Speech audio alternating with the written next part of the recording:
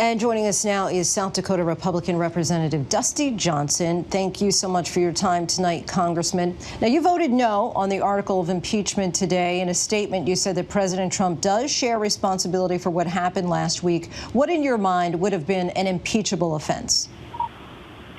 Well, I think I've got more process concerns than anything. I mean, clearly the president's actions and words have not been helpful. And I do think they're worthy of criticism. And I do think he deserves more than his fair share of blame. But the reality is we've got 7 days left in this administration. I don't even really know what impeaching somebody, or rather convicting them when they're out of office, does. I think due process matters. I mean, it takes us a few months to, convict somebody who robs a gas station. And I know we like to talk about the House version as some sort of a grand jury. That's really not what the Constitution envisions. And I just felt like a snap impeachment was not in the best interest of the country. So what would accountability look like in your estimation? Well, I think there are a number of ways. First off, I think the 14th Amendment, Section 3, is something a lot of members are talking about. Censure would be another. I think impeachment for someone who is out of office looks like some sort of a formal reprimand, really. I mean, you can't kick them out when they're already gone. That's what censure is. And I think had Nancy Pelosi chosen to build bridges, gone with something that would try to unify the House, unify the country, I think she could have gotten 100 Republican votes for censure. She chose a different approach. And I would also just mention, Lindsay, that I do think there'll be judicial proceedings that will hold the president accountable when he's a private citizen. That's how we hold private citizens accountable. But as you know, there would be repercussions for impeachment even after office, as far as getting pension or stipend or Secret Service access. Do you think that those kinds of punishments would be warranted? Well, I'm not sure I understand the Secret Service component. I mean, now we're saying that we don't want to keep him safe. We're saying that we were so concerned about the violence that we want to make, and I should note, the incredibly regrettable death of 6 individuals. I don't want to, run past that. But we're so concerned about the violence that we want to make violence against him more likely. I just can't get my head around that. Now, if you do not support impeachment, what direct consequences do you think that President Trump could face for this role? Beyond censure, anything? Or would you support an effort to disqualify him from running again, perhaps?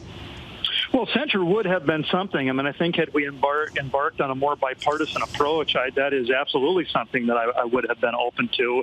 And I've talked to a lot of Republicans, dozens, who felt the same way.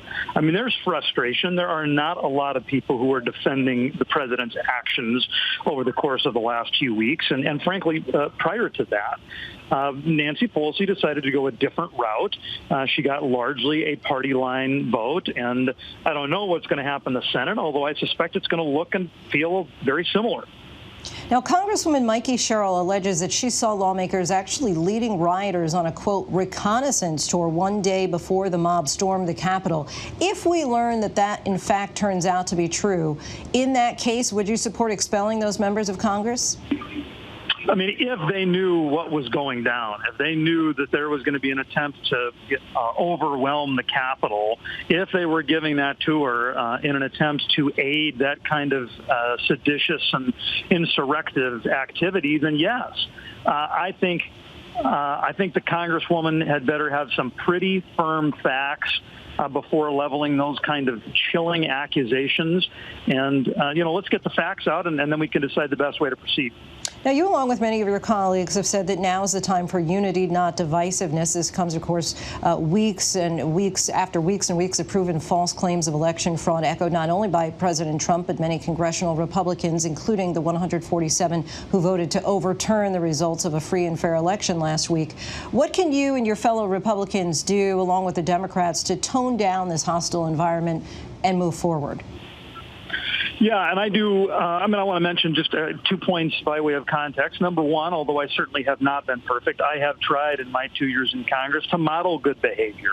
I have not been one of the ones on either side of the aisle most quick to pull the trigger by questioning my colleagues' motives or questioning their patriotism. I'm going to keep trying to lead by example. I'm going to do an even better job, and I'm going to try to do a better job of calling my colleagues to account publicly as well.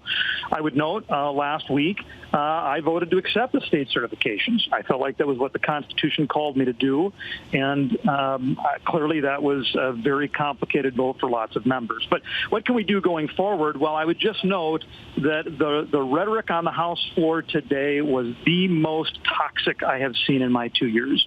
It was the most rancorous, and that's one of the reasons why I was trying to get some of my Democratic colleagues more interested in bipartisan censure, a more unifying approach than, I think, a largely single-party impeachment process.